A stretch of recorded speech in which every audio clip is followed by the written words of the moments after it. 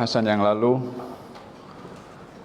ada dibahaskan berkenaan dengan nasab baginda Rasulullah sallallahu alaihi wa alihi wa sahbihi wasallam.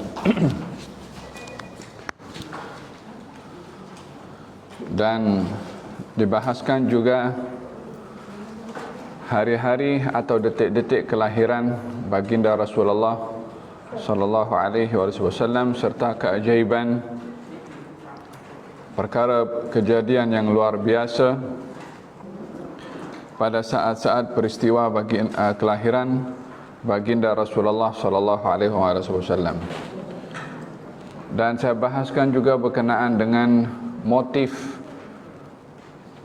majlis yang dinamakan majlis maulid yang dinisbahkan kepada kelahiran baginda Rasulullah. Kenapa diadakan majlis maulid?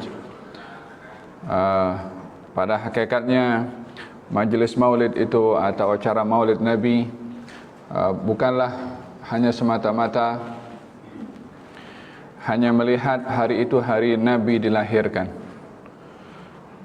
kerana setiap hari yang dilalui oleh baginda Rasulullah semuanya adalah istimewa. Di situ ada hari kelahiran Nabi, ada hari kenabian Nabi, ada hari turunnya Al-Quran, ada hari hijrah Nabi, ada hari wafat Nabi, ada hari peperangan yang dihadiri oleh Nabi. Setiap hari yang dilalui oleh Nabi ada nilainya yang menjadi sumber hukum bagi umat ini dan pengajaran yang wajib diambil pada setiap peristiwa yang dilalui oleh baginda Rasulullah. Namun oleh kerana segala ibrah yang ada pada Rasulullah itu bermula daripada kelahirannya baginda Rasulullah, maka kelahiran yang menjadi fokus untuk dijadikan satu tema atau terminologi tertentu bagi kita memperingatinya. Tidaklah ia semata-mata hanya mengetahui hari kelahiran Nabi dan tarikh kelahiran, akan tetapi ibrah yang perlu kita ambil pada kelahiran Rasulullah, atau segala ibrah yang perlu diambil bermula daripada kelahiran baginda Rasulullah sampai ke wafatan baginda Rasulullah. Oleh sebab yang demikian, acara maulid itu tidak terhad dengan seorang itu dengan membaca barzanji atau membaca maulid-maulid yang lainnya. Tapi apapun kebaikan yang kita lakukan, bila niatnya itu adalah kerana ingin meraihkan ajaran yang dibawa oleh baginda Rasulullah, yang kesemua itu bermula daripada kelahiran baginda Rasulullah, maka perkara itu adalah amat digalakkan. Tidak semestinya dengan bermarhaban, walaupun kebiasaannya kita adalah bermarhaban. Dan yang kedua, diadakan majlis maulid ini secara besar-besaran dahulu sampai kepada peringkat negara, disebabkan oleh kerana kecenderungan umat Islam satu ketika dahulu kepada kebendaan, kepada material lebih ke depan berbandingkan perhatian mereka kepada akhlak, kepada nilai-nilai murni, sehingga untuk meraih material itu terabaikan akhlak, sehingga orang ingin mencapaikan keduniaan dengan menipu. Orang kecenderungan kepada kebendaan mengetepikan prinsip-prinsip akhlak baginda Rasulullah. Maka usaha ingin mengembalikan mereka umat yang ketika itu kecenderungannya kepada material dan kebendaan itu lebih mewarnai hidup mereka, maka diadakan satu acara maulid Nabi peringkat negara, peringkat kebangsaan lah kalau boleh kata, di zaman Al-Raja Al-Muzaffar, lebih kurang pada abad yang ke-6 daripada hijrahnya baginda Rasulullah. Sudah lama, atau abad 6 atau abad ke-7 macam tu. Disebabkan kecenderungan orang waktu itu kepada kebendaan lebih daripada kepada agama, maka dikumpulkan mereka dalam acara yang dinamakan acara maulid Nabi. Pada acara itu dibacakan bait-bait syair, diberi makanan kepada orang-orang. Bait-bait syair itu mengandungi pujian kepada Nabi, sirah Nabi, akhlak Nabi. Yang ingin diusik rasa cinta umat kepada nabinya melalui acara besar seperti itu. Ya, jadi mengadakan Maulid Nabi bukan hanya setakat hari cuti saja. Mengadakan Maulid Nabi bukan sekedar hanya bermarhaban saja, tetapi mengadakan Maulid Nabi adalah ingin mengembalikan hubungan kita dengan baginda Rasulullah secara kerohanian, cinta, mahabbah, dan ikut serta mengangkat dan memartabatkan nilai-nilai murni dan syariat yang dibawa oleh Nabi. Itu motif daripada Maulid. Ya, itu sejarah kenapa Maulid diadakan. Bila ada orang salah menggunakan Maulid ini untuk hal-hal yang tidak baik, untuk hal-hal yang berlebih-lebihan, contohnya lah, maka yang dipersalahkan adalah orang yang berbuat salah, bukan konsepnya yang dipersalahkan. Faham dong? Jadi kalau orang itu diberi ubat oleh dokter, cara makannya sebelum makan, tapi orang ini makan selepas makan, ya kan? Dia salah guna ubat tu. Tak boleh nak katakan dokter itu tak betul dan salah. Yang guna ubatnya salah, disuruh makan sebelum makan, dia makan selepas makan. Disuruh makan 1, dia makan 10. Ya, jadi bila yang menggunakan salah, maka bukan konsepnya yang salah. Ya. Ini untuk memberikan klarifikasi beberapa hal yang timbul Maulid Nabi tak buat dan seumpamanya. Saya rasa sudah saya berikan penjelasan secara terperinci pada pertemuan yang lalu. Hari ini kita akan teruskan sirah baginda Rasulullah dalam kitab Fiqh Sirah. Saya ingat saya dalam tanda yang saya tulis di sini, Syekh Profesor Dr. Muhammad Said Ramadan Al-Bulti ada menyebutkan bahawa baginda Rasulullah dilahirkan dalam keadaan yatim. Ayahnya meninggal dunia sementara ibunya sedang hamil 2 bulan. Kemudian beliau dibela oleh atuknya iaitu Abdul Muttalib dan disusukan mengikut kebiasaan orang Arab kepada seorang wanita daripada perkampungan daripada Bani Sa'ad bin Bakar yang bernama Halimah As-Sa'diyah atau Halimah binti Abi Dhu'aib As-Sa'diyah. Sa'diyah nama kabilahnya. Ahli sejarah bersepakat bahawa pada ketika itu, yakni saat Siti Halimah mengambil Rasulullah untuk disusui, waktu itu sedang musim kemarau panjang, sehingga Siti Halimah pada ketika itu yang sedang menyusui anaknya, anak daripada Siti Halimah sendiri, susunya kering disebabkan oleh kerana musim kemarau panjang dan makanan yang tidak dapat oleh Siti Halimah untuk dimakan dengan betul sehingga menyebabkan susu kering. Akan tetapi ketika Siti Halimah mengambil Rasulullah untuk disusui, maka kembali menjadi penuh badan atau susu Siti Halimah untuk dapat menyusui baginda Rasulullah dan juga putranya. Kemudian kembali menjadi subur, kawasan yang dihuni oleh Siti Halimah, dan kambing-kambing milik Siti Halimah kembali dalam keadaan kenyang. Kenapa baginda Rasulullah dilahirkan dalam keadaan yatim? Beliau dilahirkan dalam keadaan yatim, artinya waktu itu ayahnya sudah tiada. Dan ayahnya meninggal dunia pada usia baginda dalam kandungan baru 2 bulan.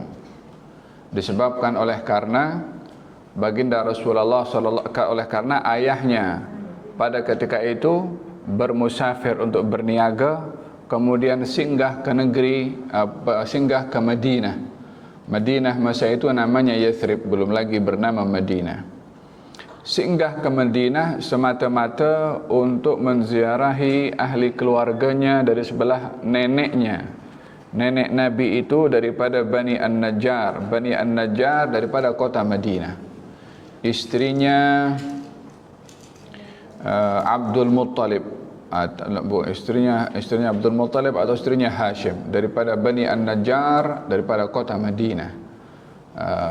Jadi menziarahi keluarga neneknya di Madinah. Ayah Nabi itu singgah ke kota Madinah.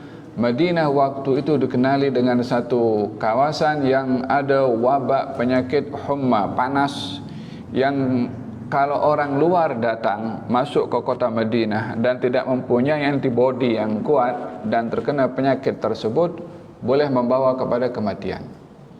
Tetapi bagi orang Madinah sendiri yang sudah duduk di situ, dah macam berkawan dengan penyakit itu, maksudnya dah biasa. Apa katanya, endemik, dah duduk bersama. Dahulu di Madinah ada wabak seperti itu dan berterusan panjang.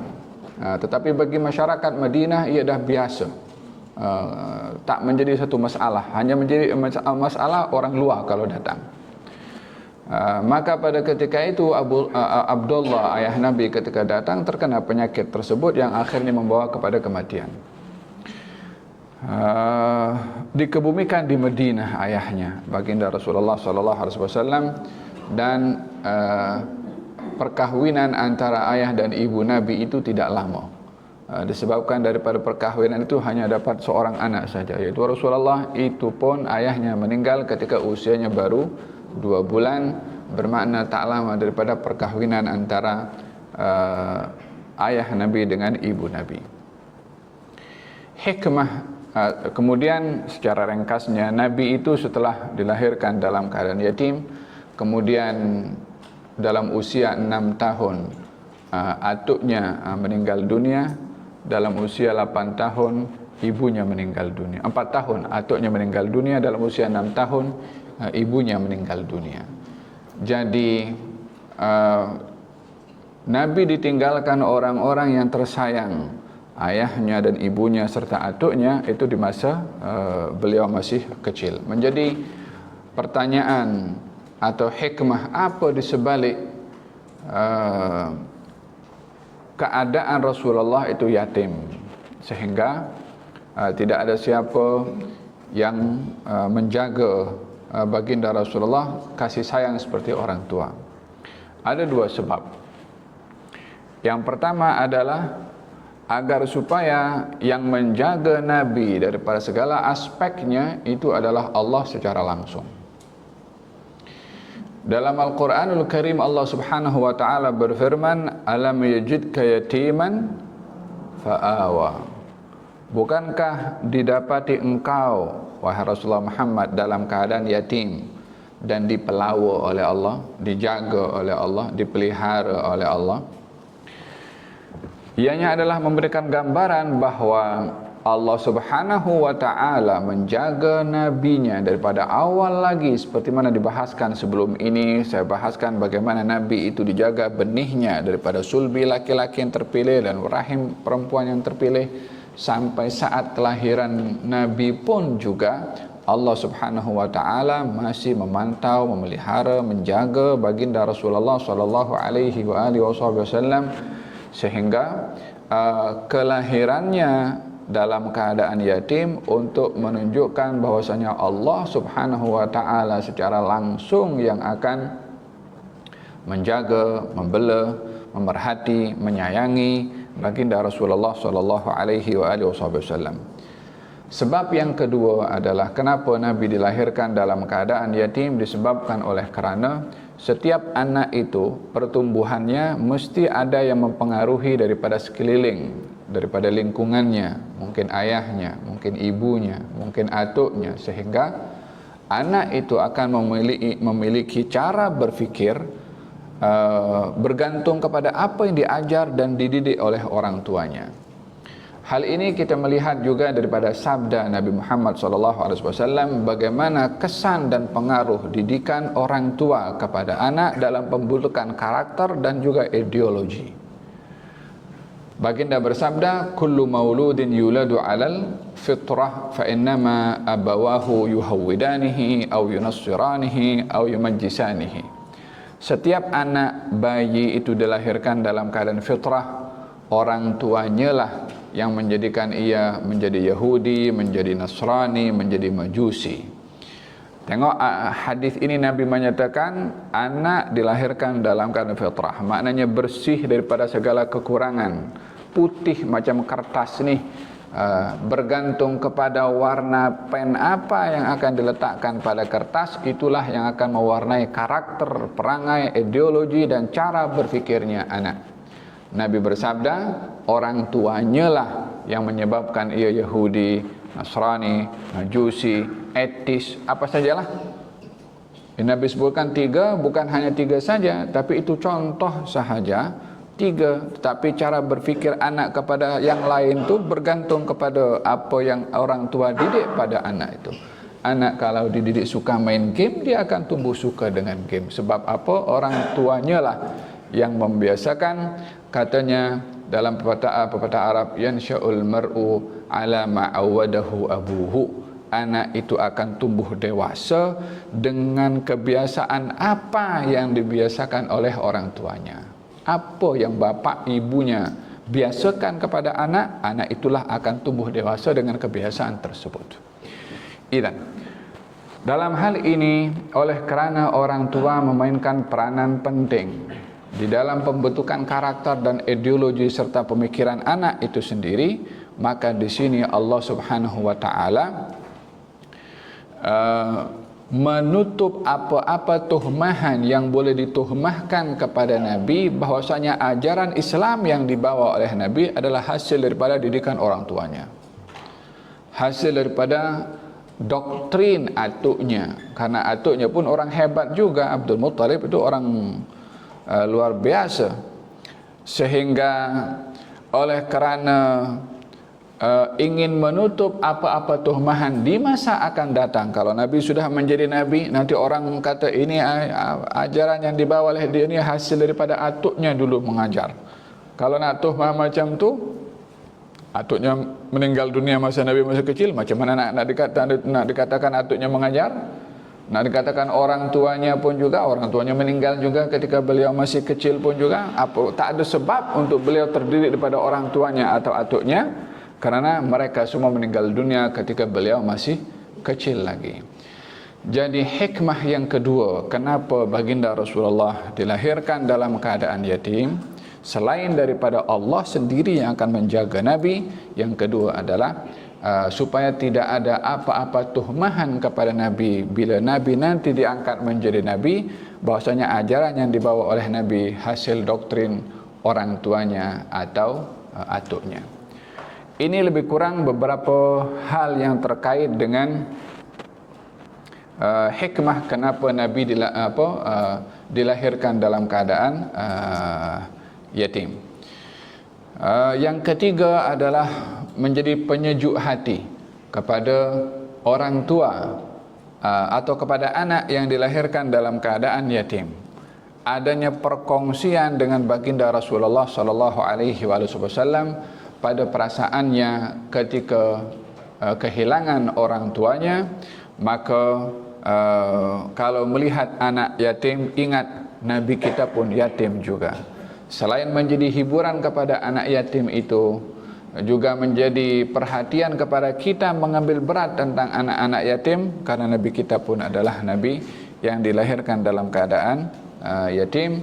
Nabi bersabda dalam hadis Nabi Muhammad sallallahu alaihi wasallam, ana wa kafilul yatama kahatain, aku bersama dengan orang yang menjaga anak yatim seperti ini, kata Nabi sallallahu alaihi wasallam. Antara ibu jari dengan jari tengah, maksudnya kedudukannya itu terlalu dekat antara baginda Rasulullah dengan orang yang menjaga, mendidik, memberi nafkah anak-anak yatim. Ada beberapa hal yang terkait dengan kenapa Nabi dilahirkan dalam keadaan yatim. Kemudian pengaruh daripada menyusui anak, ya, menyusui anak. Naam. Kita di dalam Al-Qur'anul Karim Allah Subhanahu wa taala berfirman, "Wal walidatu yurdi'na auladahunna haulaini kamilaini liman arada an yutimma ar-ridha'ah." Wal walidat, kaum ibu itu menyusui kepada anak yang dilahirkan haulaini kamilain. Haulain maksudnya 2 tahun, kamilain lengkap, yakni menyusui anak itu 2 tahun kalau ingin yang sempurna. Liman arada an yutimma ar-ridha'ah, bagi sesiapa yang mahu menyempurnakan menyusui anak selama 2 tahun. Artinya hak anak menyusu daripada ibunya itu 2 tahun. Tidak ada itu maksimum lah hak anak.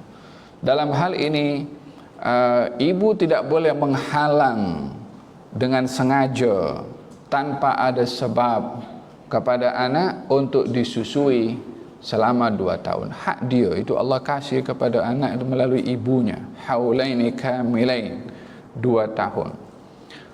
Faham tu? Memanglah sekarang pun kita tak orang ibu yang melahirkan pun bukan cuti 2 tahun untuk menyusui anak, ya, bagi cuti berapa bulan je melahirkan dan menyusui.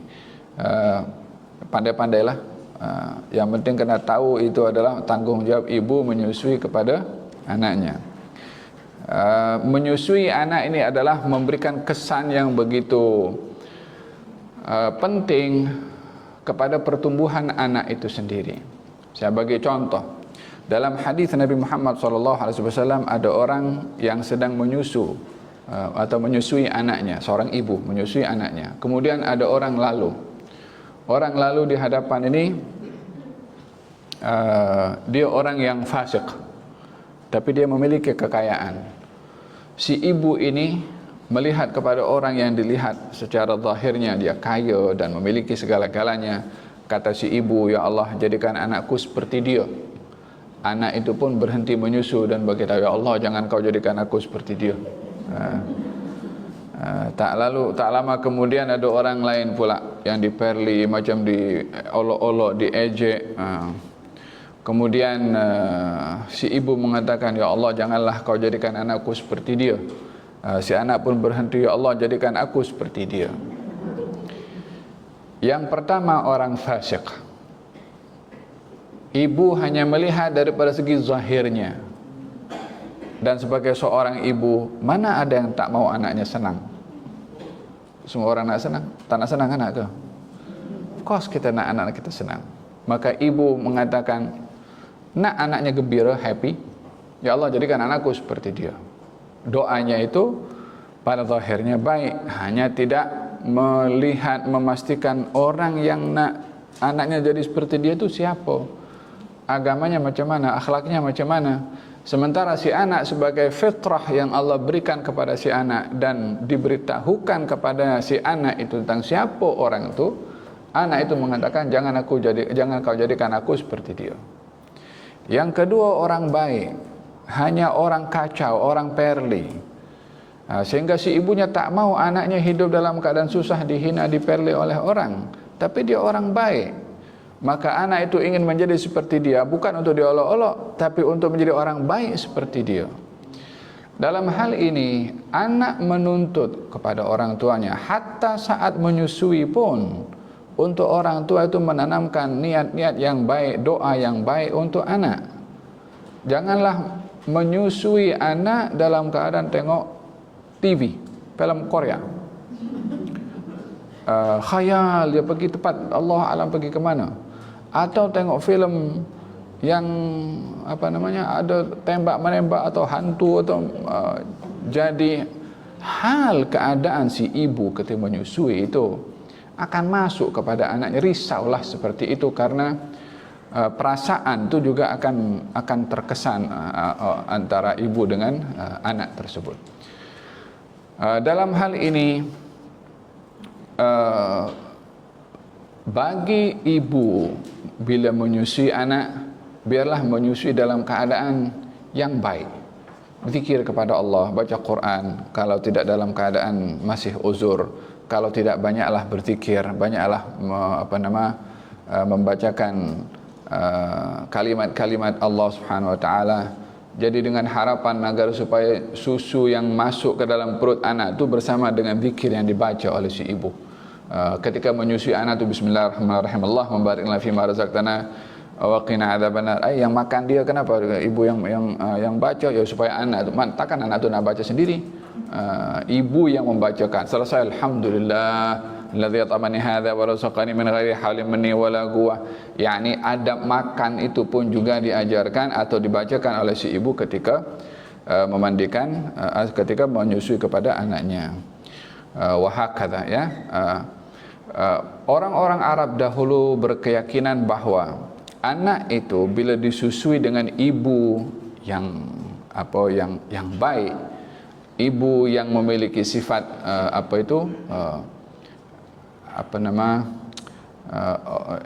yang tegas, berani, dia akan melahirkan anak yang juga tegas dan juga berani.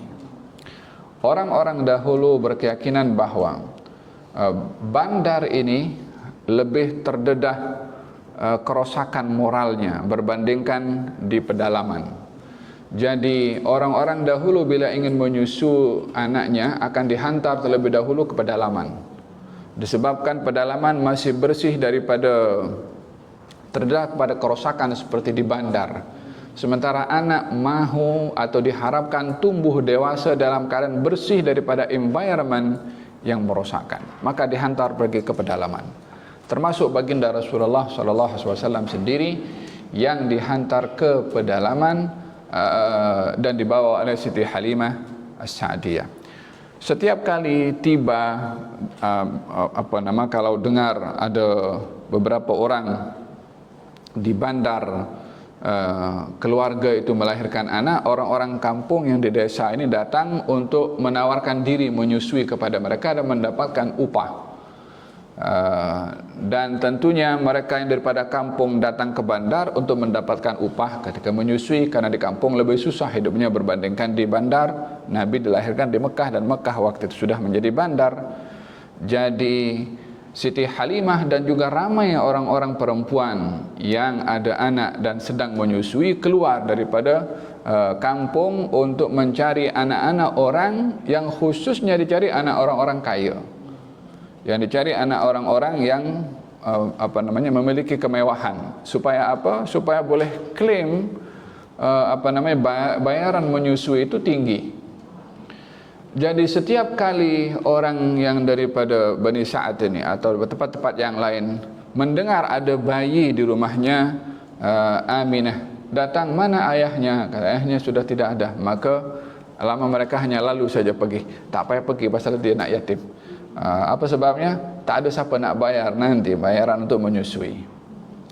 Jadi rumah Nabi waktu itu dilalui ramai wanita yang datang untuk menawarkan menyusui, tapi akhirnya perempuan-perempuan itu menolak sendiri. Tak mau disebabkan oleh kerana ni yatim, tak mungkin bayarannya tinggi.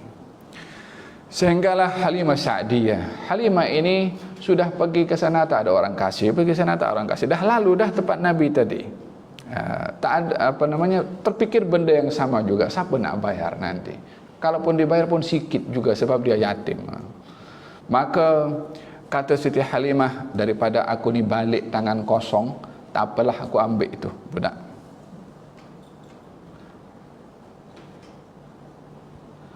Kemudian masa sudah nak patah balik, maka singgahlah ke rumah Siti Aminah, katanya nak diambil. Waktu itu dalam kitab saya ingat Al-Anwar Al-Muhammadiyah, saya ingat ditulis oleh Imam Yusuf An-Nabhani, saya ingat Al-Anwar Muhammadiyah. Falhasil, katanya pada ketika itu baginda Rasulullah sedang dibungkus dalam satu kain macam tu, ketika ingin diambil oleh Siti Halimah Sa'diyah. Waktu sedang tidur dan buka matanya, kemudian senyum kepada Siti Halimah. Kata Siti Halimah mengatakan senyuman itu menarik perhatiannya sehingga diambil oleh Siti Halimah, terus dibawa dan didekap oleh Siti Halimah Sa'diyah. Masa itu mulalah daripada susu yang awalnya itu kering menjadi banyak dan cukup untuk kedua-dua orang disusui. Yang satu Siti Halimah, anak Siti Halimah, yang satu lagi adalah Rasulullah. Dikatakan kalau baginda disusui di satu sebelah, kemudian dipindahkan ke sebelah yang lain, dia tak mau. Dia hanya ambil satu tempat saja. Apa pasal? Sebab yang sebelah lagi untuk dia punya saudara satu lagi. Kalau dua diminum, saudaranya nak minum apa nanti? Hatta daripada kecilnya pun juga ada ithar, yakni mengambil berat kepada orang lain. Wa hakadha baginda Rasulullah sallallahu alaihi wasallam dibawa oleh Siti Halimatus Sa'diyah selama 2 tahun. Selama 2 tahun Siti Halimah menyusui Nabi, pelbagai macam keajaiban yang dilihat dan disaksikan oleh Siti Halimah, sehingga suaminya mengatakan ini budak-budak membawa berkat betul. Hidupnya berubah. Sentiasa ada saja makanan di rumah Siti Halimah Sa'diyah. Dalam perjalanannya kembali daripada Mekah untuk balik ke Bani Sa'ad, keledai yang dinaiki oleh Siti Halimah, yang awalnya Siti Halimah ini berada di belakang disebabkan oleh kerana terlalu lemah keledainya, akan tapi ketika balik ke Bani Sa'ad didapati laju keledainya itu berjalan. Kata kawan-kawan yang lain, Halimah, ini keledai yang tadi ke atau keledai baru? Dia kata, transport baru ke atau transport lama? Keajaiban yang dinampak pada baginda Rasulullah sallallahu alaihi wasallam di masa kecilnya. Sampailah dibawa ke rumah Siti Halimah Sa'diyah selama 2 tahun. Dijaga oleh Siti Halimah Sa'diyah, dikembalikan balik oleh Siti Halimah sebab menyusui itu selama 2 tahun. Namun Siti Halimah minta lagi kepada ibunya untuk disusui balik dan diserahkan balik oleh ibunya kepada Siti Halimah Sa'diyah. Di usia kecilnya itu pun juga baginda Rasulullah sallallahu alaihi wasallam membawa kambing-kambing. Subhanallah, di masa kecil pun juga umur dah mulai berjalan apa semua 3-4 tahun macam tu sudah mengembala kambing baginda Rasulullah sallallahu alaihi wasallam. Setiap kali beliau membawa kambing-kambing Siti Halimatus Sa'diyah di satu tempat, balik kambing tu dalam keadaan kenyang dan bersusu. Jiran Siti Halimah bawa kambing untuk digembalakan, balik tetap kurus, tak ada susunya. Kata jirannya, engkau bawa kambing ni pergi digembalakan di tempatnya itu budak yang datang daripada Quraisy tu, Ghulam Halimah, budaknya Halimah, dia kata. Gembalakan kambing kita di tempat yang sama. Pasal kambing yang digembalakan Nabi balik dalam keadaan kenyang, sementara kambing jiran digembalakan balik dalam keadaan lapar. Falhasil, keajaiban demi keajaiban yang berlaku di tempat Siti Halimah Sa'diyah, sampai keajaiban yang luar biasa di mana 2 malaikat datang membelah dada Nabi. Sebelum saya ceritakan yang itu, di sini kita melihat Allah Subhanahu wa taala memberikan keberkatan kepada seseorang atau satu keluarga melalui orang lain. Siti Halimatus Sa'diyah yang hidupnya waktu itu susah bersama dengan suaminya dan hidupnya adalah sukar. Namun keberadaan Rasulullah menjadi sebab keberkatan sehingga yang sukar menjadi senang, yang susah menjadi mudah, yang lapar bertukar menjadi kenyang, dan kehidupan bahagia dapat dirasai oleh keluarga Siti Halimah As-Sa'diyah. Di sini kita memahami bahwasanya Allah Subhanahu wa taala meletakkan keberkatannya melalui orang-orang yang mulia di sisi Allah. Sehingga keberadaan orang yang baik itu akan membawa kebaikan kepada orang-orang yang ada di sekelilingnya pun juga untuk mendapatkan kebaikan juga. Di dalam hadis Nabi bersabda, "Innallaha la yahfaz birrajuli salih waladahu wa walada waladihi wad-duwairat allati haulahu." Allah itu akan menjaga dengan orang saleh anaknya, anak kepada anaknya, dan rumah yang mengelilingi orang saleh. Penjagaan diberikan oleh Allah bukan hanya kepada orang yang baik itu, tapi sekelilingnya pun juga dijaga dan diberkati oleh Allah Subhanahu wa taala dengan kebaikan orang yang saleh itu. Di dalam Al-Quranul Karim kita coba tengok keberkatan yang Allah beri melalui orang-orang yang berkat, orang-orang yang baik, ya. Adakah orang itu membawa berkat? Ya, orang yang baik membawa berkat. Bukankah dalam Al-Quran Nabi Isa berdoa kepada Allah, waj'alani mubarakan aynama kuntu. Allah menjadikan saya menjadi sebab membawa berkat di mana saja saya berada, kata Nabi Isa alaihissalam. Beliau mengatakan dan direkodkan oleh Allah Subhanahu wa taala di dalam Al-Qur'an. Tentunya keberkatan itu disebabkan kedudukan orang itu mulia di sisi Allah Subhanahu wa taala. Bukan dia nak disanjung oleh orang, dia dah tersanjung di mata Allah Subhanahu wa taala. Yang kedua, di dalam Al-Quranul Karim Allah Subhanahu wa ta'ala berfirman dalam surat Al-Kahfi. Kita selalu baca surat Al-Kahfi malam Jumat dan hari Jumat. Ini malam Jumat, esok hari Jumat. Akan dianjurkan membaca surat Al-Kahfi.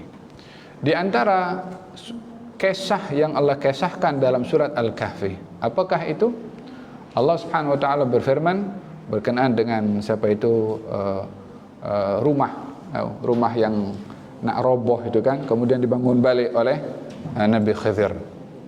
Apa sebabnya? Katanya wa ammal jidaru fa kana lighulamaini yatimaini wa kana tahtahu kanzun lahumā wa kana abuhuma salihah. Adapun rumah tu adalah milik dua anak yatim. Fa'amal jidaru fakana li ghulamaini yatimain, milik dua orang anak yatim. Wa kana tahtahu kanzun lahuma, di bawah rumah tu ada harta yang disimpan untuk dua anak yatim tu. Kalau rumah tu roboh, nanti boleh terdedah, nanti dilihat apa akan diambil harta itu, diambil orang. Tapi ditegakkan balik oleh Khidir supaya tak terdedah harta yang tersimpan miliknya anak yatim. Yang kedua, wa kana abuhuma salihah. Yang kedua disebabkan oleh kerana apa? Nabi Khidir dan Nabi Musa membangun rumah tersebut. Abuhuma salihah, bapa kepada dua anak yatim tu bapa orangnya orang baik, orang saleh. Dalam kitab-kitab tafsir dinyatakan yang dimaksudkan bapa tu adalah atuknya yang ketujuh. Itu dua anak yatim adalah turunan yang ketujuh. yakni bapaknya yang baik itu atuknya pada keturunan yang ketujuh dijaga oleh Allah sampai 7 turunan. Karena baiknya atuk tu. Dan dalam ayat ini Allah Subhanahu wa taala menggambarkan bagaimana orang soleh membawa keberkatan hatta sudah tiada pun juga keberkatan tu masih diberi kepada yang hidup, yang ada kaitan dengan orang soleh itu dipelihara oleh Allah Subhanahu wa taala.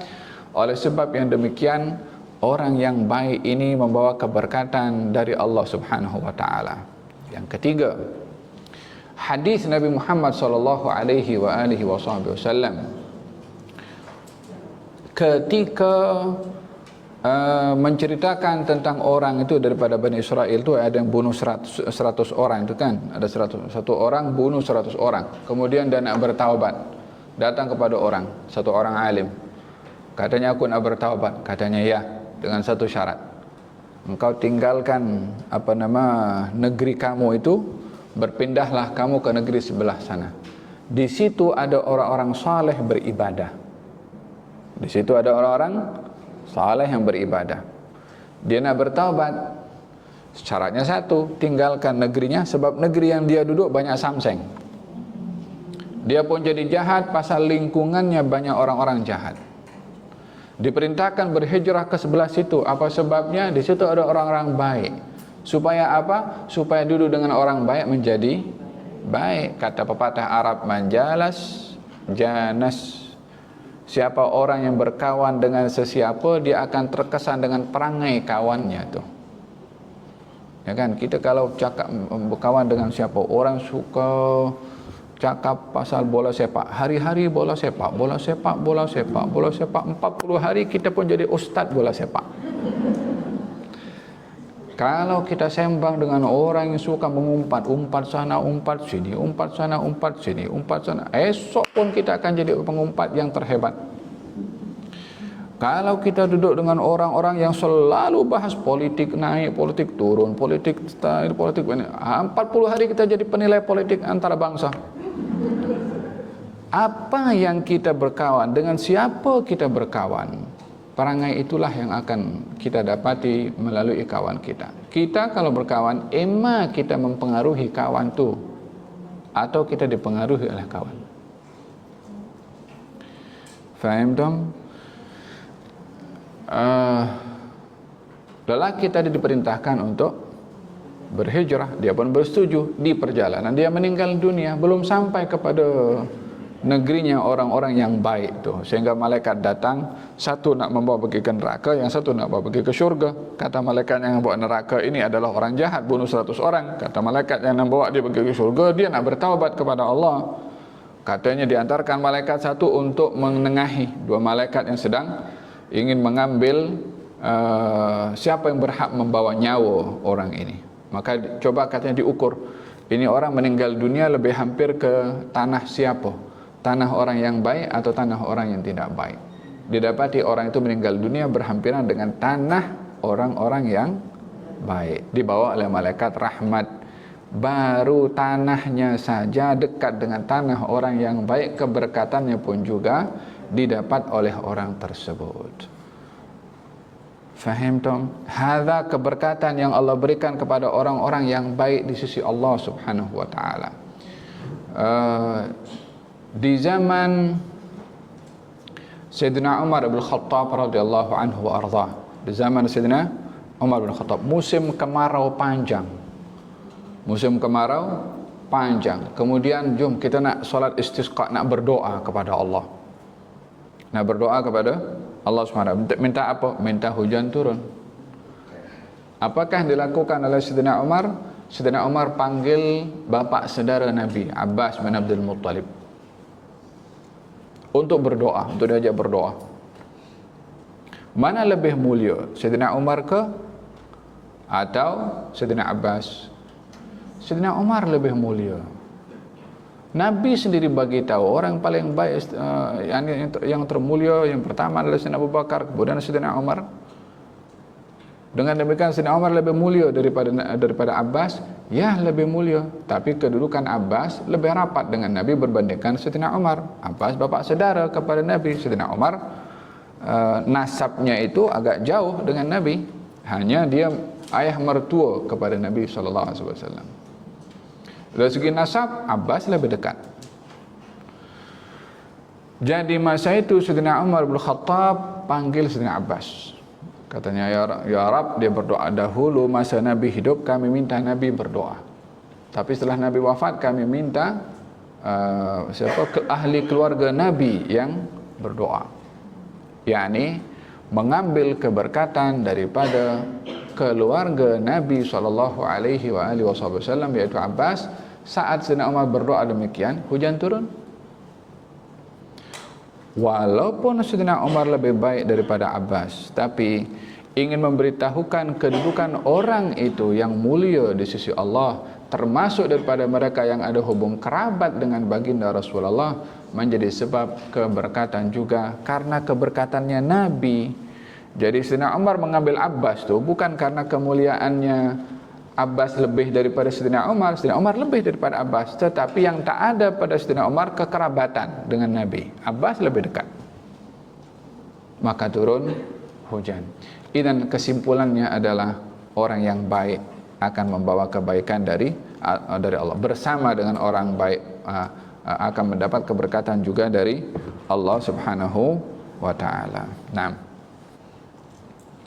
demikian yang berlaku kepada Siti Halimatus Sa'diyah ketika membawa baginda Rasulullah sallallahu alaihi wasallam. Maka keberkatan demi keberkatan didapat oleh Siti Halimah. Yang terakhir adalah berlakunya belah dada Nabi sallallahu alaihi wasallam. Jadi saya katakan tadi, Siti Halimah ini setelah menyusui Nabi 2 tahun dihantar balik ke rumah Siti Aminah. Kemudian ketika dihantar balik, Siti Halimah minta balik, kalau boleh kembalikan anakmu ini untuk aku jaga lagi. Kemudian diizinkan oleh ibunya. Selama 2 tahun berada di tempat Siti Halimah, usia Nabi berapa masa itu? 4 tahun. Dipulangkan oleh Siti Halimah setelah peristiwa belah dada. Kata Siti Aminah mengatakan, dulu engkau ambil balik paksa, sekarang kenapa engkau pulangkan balik tanpa diminta? Siti Halimah awalnya tak nak bagi tahu. Kata ibunya, bagi tahu kepada aku apa berlaku.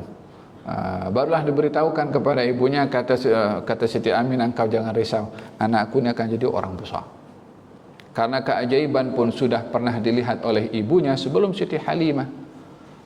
Saya ceritakan bagaimana ibunya saat melahirkan, melihat istana Busra di negeri Asyam, ya kan, keajaiban yang cukup luar biasa, dan dilahirkan Nabi dalam keadaan sujud, dan hal-hal yang cukup luar biasa disaksikan oleh ibunya terlebih dahulu sebelum dilihat oleh orang lain.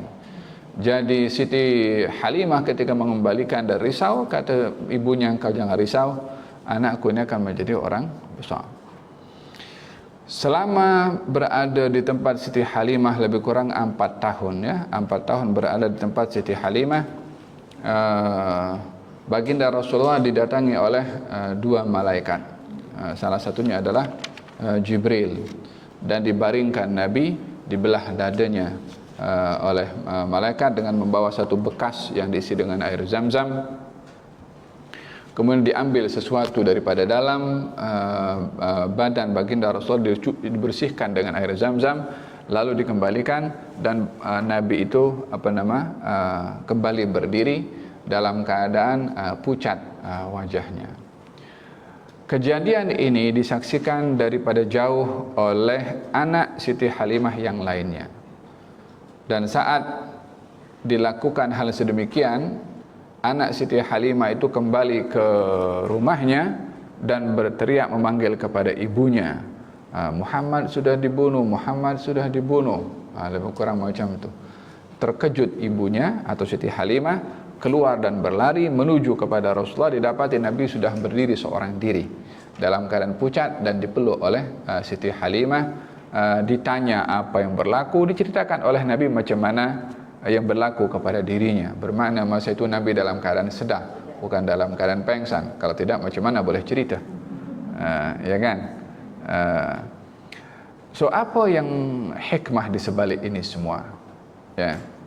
Kalau dalam hadis yang sahih ada diceritakan bahwasanya Nabi dibelah dada. Yang bercerita itu Nabi sendiri, ya.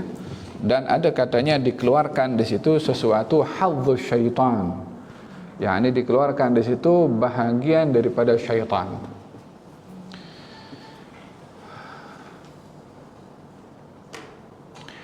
Kata penulis di sini ada menjelaskan bahawa kenapa Nabi SAW dibelah dadanya. Jawabannya adalah ia adalah sebagai satu persiapan untuk Rasulullah SAW menerima sesuatu yang tidak dapat dibayangkan berat dan tanggung jawabnya, yang tidak dapat pun untuk dipikul oleh langit dan bumi kerana terlalu beratnya amanah tersebut. Jadi yang memikulnya itu mesti sesuatu yang mampu. Kita dalam Al-Quranul Karim Allah berfirman, Inna aradna al-amanata ala as-samawati wal-ard wal-jibal fa'abayna an yahmilnaha wa ashfaqna minha wa hamalahal insan. Kami tawarkan kepada langit, bumi dan gunung ganang untuk membawa amanah ini. Mereka tak mau, mereka risau, tak mampu nak tunaikan. Maka dibawa oleh manusia. Kalau gunung tak mau terima, langit tak mau terima, bumi tak mau terima, apa sebabnya? Risau tak dapat tunaikan, berarti berat amanahnya. Kalau ringan akan diambil saja. Jadi kalau langit, gunung, bumi pun menolak karena terlalu berat menjalankan amanah, mesti yang memikul amanah ini adalah yang mampu, yang memiliki kekuatan.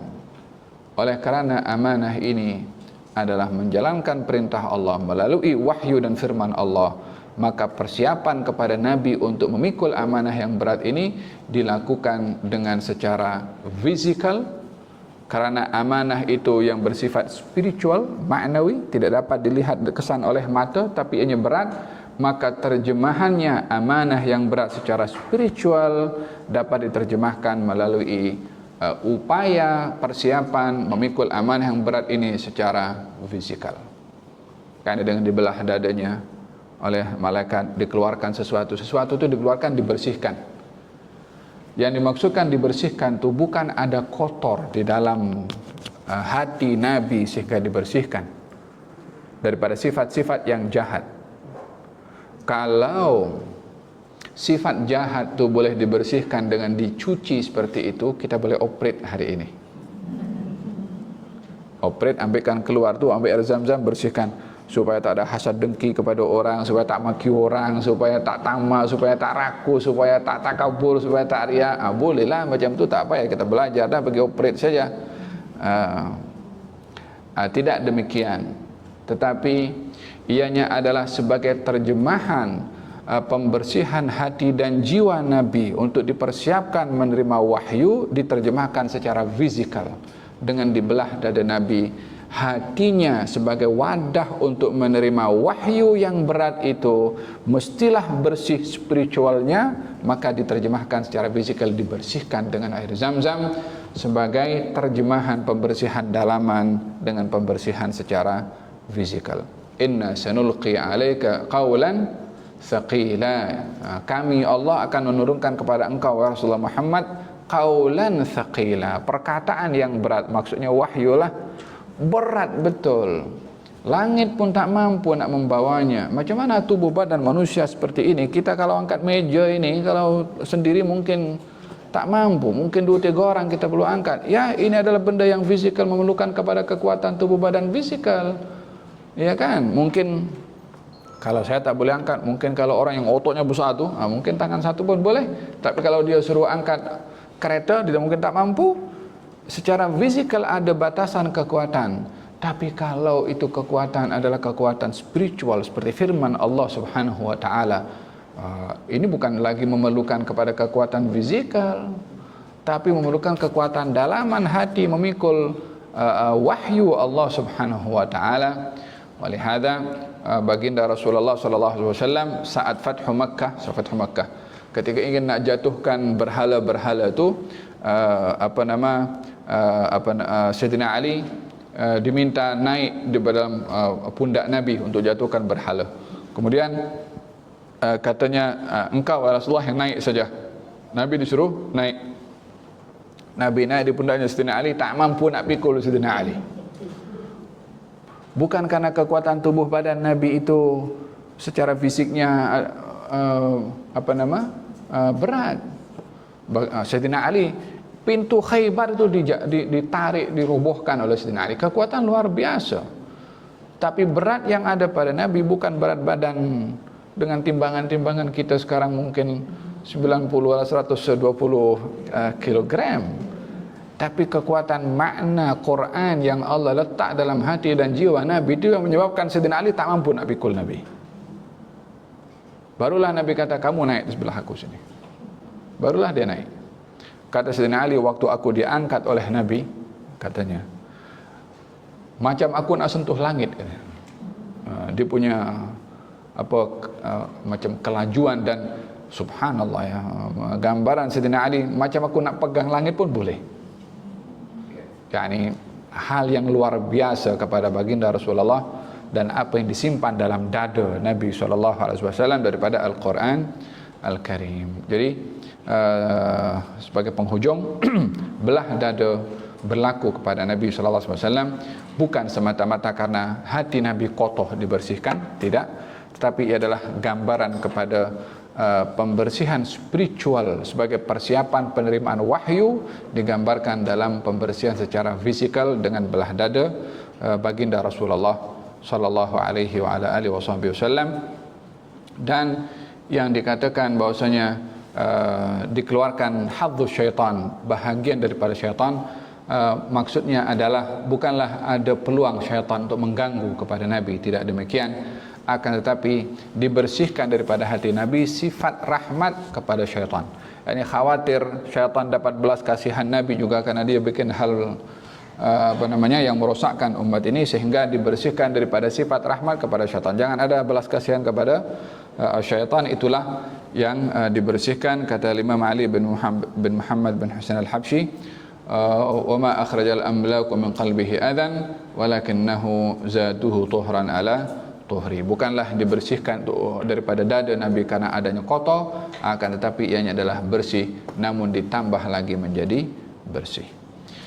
Alhamdulillah, moga-moga apa yang disampaikan ini akan memberikan kepada kita penerangan kenapa Nabi dilahirkan dalam keadaan yatim, lalu keberkatan yang didapat oleh seseorang karena orang-orang yang saleh, dan juga peristiwa belah dada baginda Rasulullah sallallahu alaihi wa ala alihi wasallam. Kelas yang akan datang kita akan membahaskan berkenaan dengan perjalanan Nabi menuju ke negeri Asyam. Ya, tafadhal.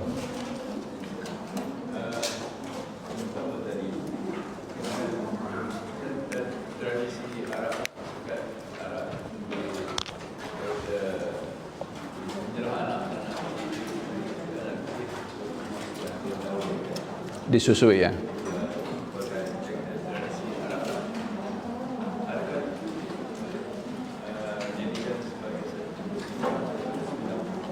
Minta maaf tak dengar.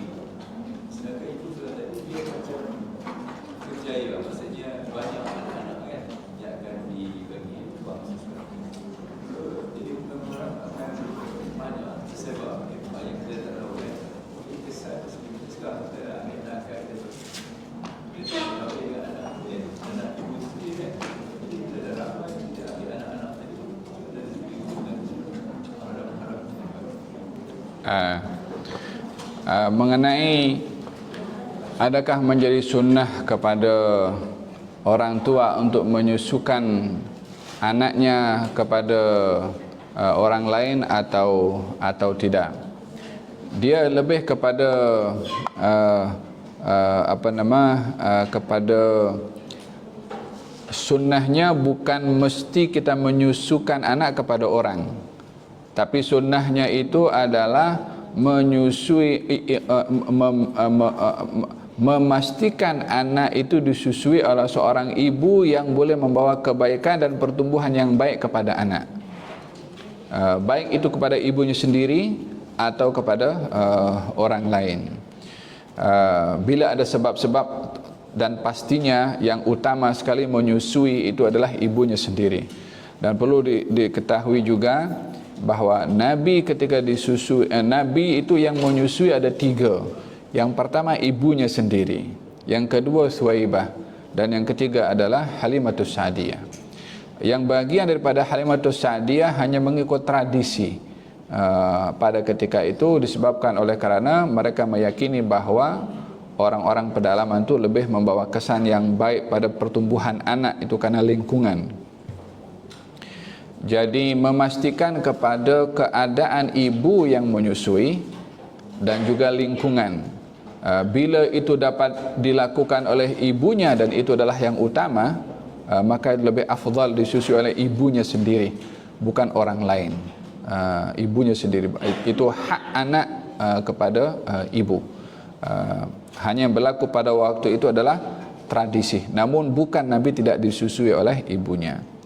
Adapun yang kedua, ya, kalau ikatan mahram itu terbagi kepada 3 bahagian. Satu daripada aspek nasab, yang kedua daripada kesusuan, yang ketiga daripada pernikahan. Daripada nasab ada 7, daripada susu pun ada 7, daripada pernikahan ada 4, jadi total semua ada 18 mahram. Ini mahram yang dikatakan mahram muabbad, mahram selama-lamanya. Jadi kalau seorang ibu menyusui kepada seorang anak, maka anak tu menjadi anak susu kepada ibunya. Apa yang menjadi mahram kepada ibunya, mahram kepada anak tu. Apa menjadi mahram kepada ibunya, mahram kepada anak itu sendiri. Artinya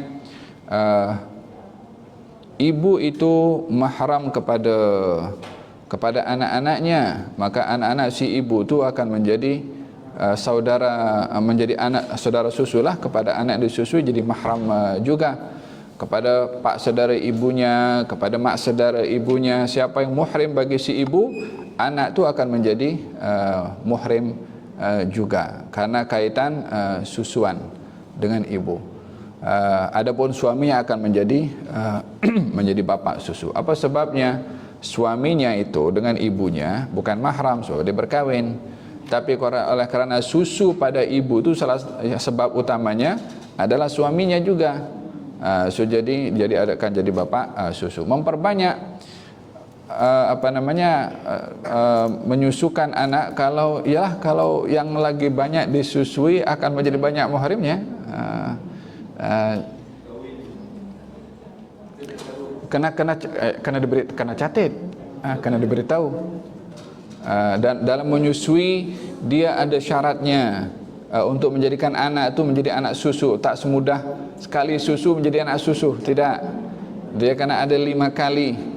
Pada setiap kali itu berasingan dan setiap kali itu sampai kenyang, baru akan menjadi anak susu. Dan kena catat, kena diberitahu ini ibu susu, yang ini. So dengan begitu anak akan tahu, dan yang adik-beradik susunya pun kena mesti tahu juga.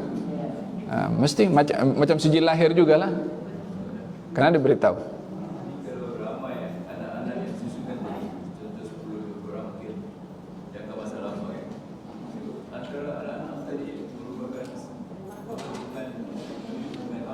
Ya, kalau mereka termasuk daripada saudara susu atau anak saudara susu, dia akan jadi muhrim.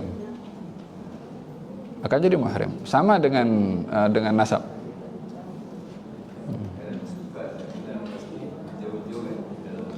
Itu sebab perlunya untuk dicatat dan untuk diketahui. Dan jangan bersembunyi-sembunyi bila menyusukan anak dengan orang. Di antara hikmah menyusukan orang itu juga untuk menjadi muhrim. Untuk menjadi muhrim seperti untuk mendapatkan anak angkat contohnya kan. Anak angkat bila terdidik tengah-tengah keluarga, dia bukan menjadi orang tua sebenar dan bukan muhrim bagi anak angkat itu untuk orang tuanya. Kalau sudah baligh, dia kena mesti ada jaga aurat lah. Tapi macam mana supaya anak itu boleh menjadi muhrim kepada orang tua angkatnya? Salah satunya disusukan. Ada yang mau tanya lagi? Al-Fatihah sanahum syukurna Rasulullah ahli baiti washabihi wa dzurriyyati ma tanasal min khususan Allah Subhanahu wa ta'ala yanfa'u bima ta'allam wa nuzul al-amal bil ilmi wa ila hadratin Nabi Muhammad sallallahu alaihi wa alihi wasallam. Al-Fatihah. Bismillahirrahmanirrahim. Alhamdulillahi rabbil alamin. Ar-Rahmanir Rahim. Maliki yaumiddin. Iyyaka na'budu wa iyyaka nasta'in. Ihdinas siratal mustaqim. Siratal ladzina an'amta 'alaihim ghairil maghdubi 'alaihim waladdallin. Amin. Rabbana taqabbal minna innaka antas samiul 'alim wa tub 'alaina innaka antat tawwabur rahim. Da'wahum fiha subhanakallahumma wa tahiyyatuhum fiha salam wa akhiru da'wahum alhamdulillahi rabbil alamin. Taqabbalallahu minkum.